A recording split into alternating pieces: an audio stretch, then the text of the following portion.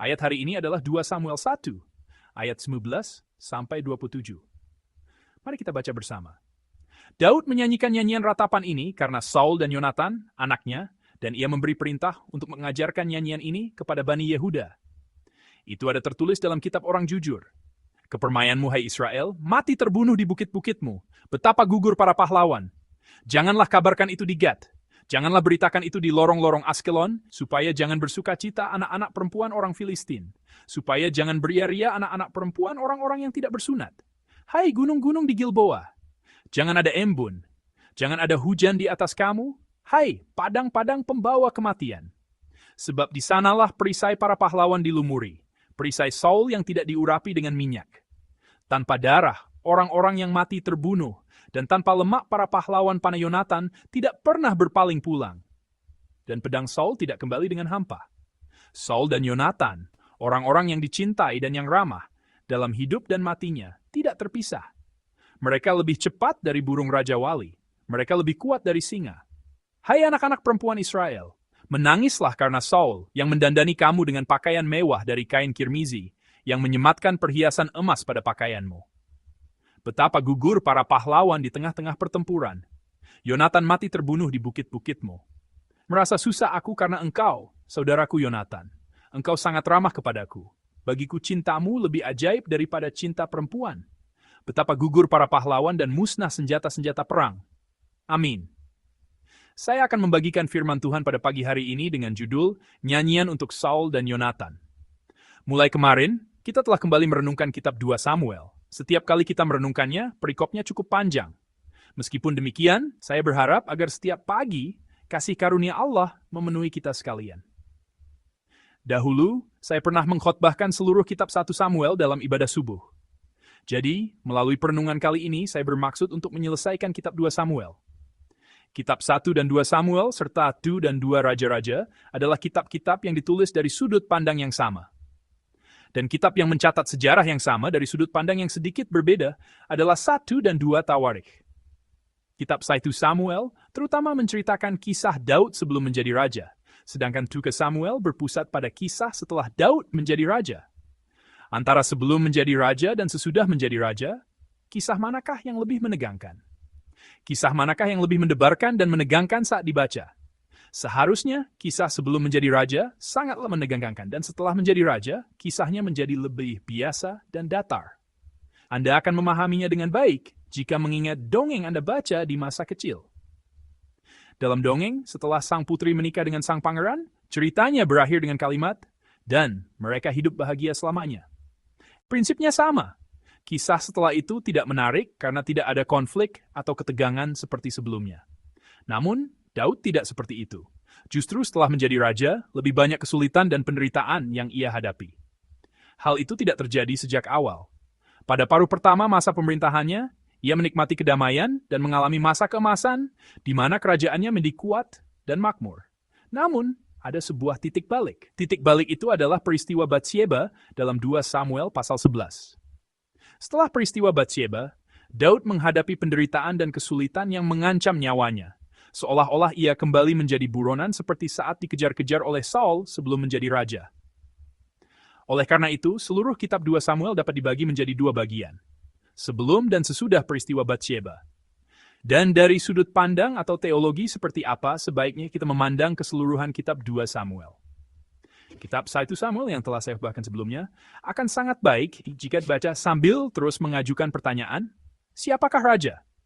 Dengan begitu kita dapat memahami dengan baik mengapa Allah menolak Saul dan mengapa Allah memilih Daud.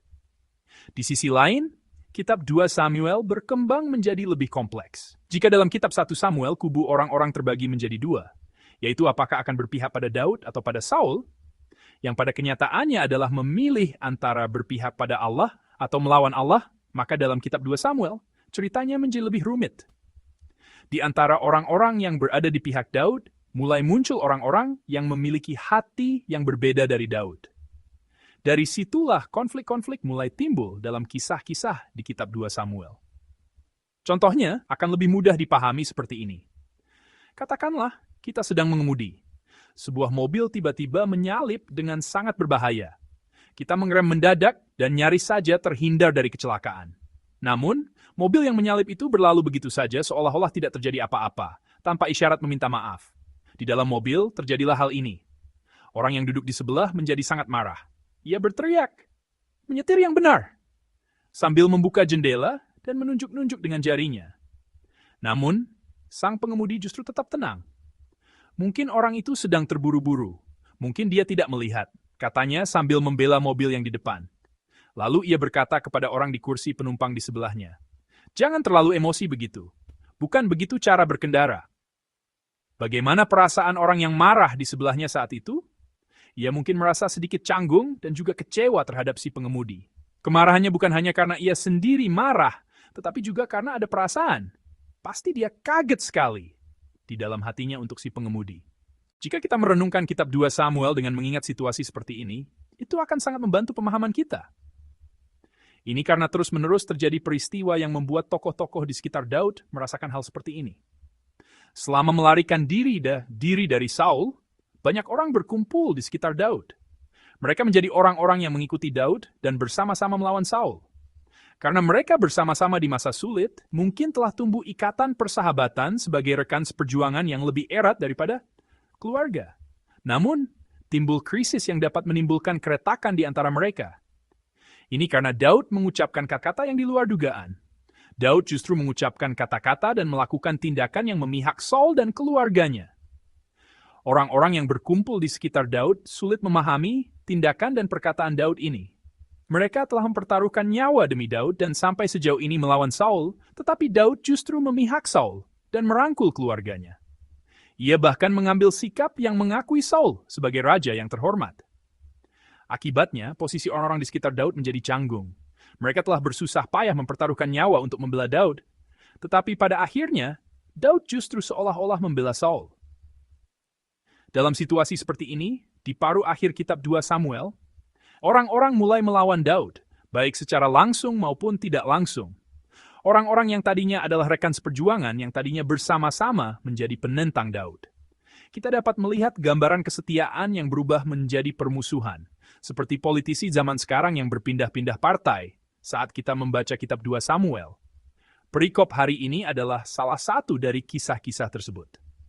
Daud tidak bersukacita atas kematian Saul dan Yonatan.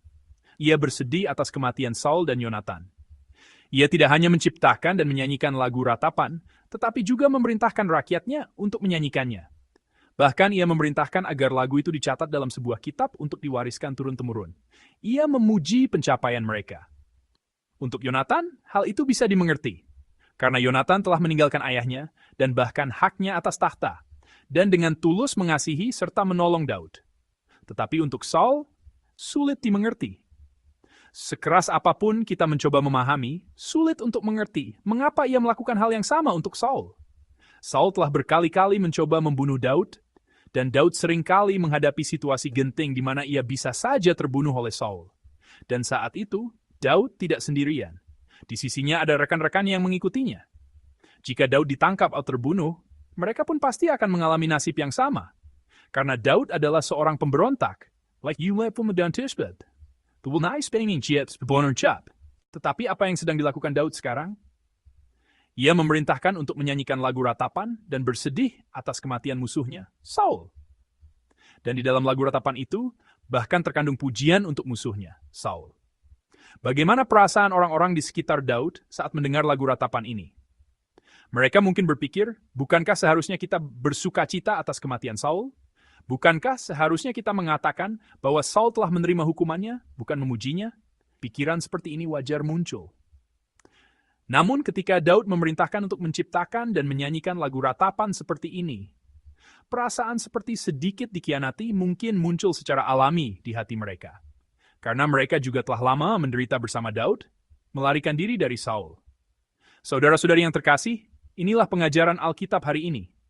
Pertanyaan yang diajukan kepada kita melalui perikop hari ini adalah, di tengah situasi di mana opini publik mengalir seperti ini, dapatkah kita mengikuti firman Alkitab dan berdiri di pihak Allah? Kita memiliki banyak keinginan untuk membalas dendam. Seringkali kita tidak tahan terhadap tindakan dan perkataan seseorang yang menyakiti hati kita, dan berpikir bahwa kita harus memberikan respons yang setimpal. Perasaan seperti itu bisa muncul saat mengemudi dan ada yang menyalip dengan tiba-tiba. Dan dalam kasus yang parah, beberapa orang bahkan nekat melakukan balas dendam di jalan raya meskipun berbahaya. Namun, pembalasan adalah milik Allah. Kita tidak boleh melupakan hal ini. Dan keadilan dilaksanakan oleh Allah. Terutama terhadap orang yang telah ditetapkan oleh Allah, orang yang telah diurapi oleh Allah. Keinginan untuk membalas dendam adalah keinginan untuk menjadi raja seperti Saul. Itu adalah keinginan untuk merebut tempat Allah. Jadi itu adalah hati yang sombong. Mungkin orang-orang di sekitar saya akan kecewa karena saya tidak membalas dengan tuntas. Mungkin orang-orang yang bersama saya akan menderita kerugian dan meninggalkan saya karena saya tidak memberikan respons yang kuat. Namun, itu bukan alasan bagi saya untuk merebut tempat Allah. Dalam situasi apapun, saya tidak boleh merebut tempat Allah. Inilah benang merah yang mengalir di seluruh kitab 2 Samuel. Saya berharap hari ini Anda semua menjalani hidup tanpa merebut takhta Allah dalam situasi apapun. Pembalasan adalah milik Allah. Marilah kita hidup dengan saling mengasihi. Meskipun kita mungkin merugi karena itu, marilah kita menempatkan Allah di takhta sebagai Raja, menyerahkan segala sesuatu kepadanya, dan dengan tekun melaksanakan tugas yang harus kita emban di posisi kita masing-masing. En spijt dat dit moment is nee, rank UV. Adder with depths, dus praat.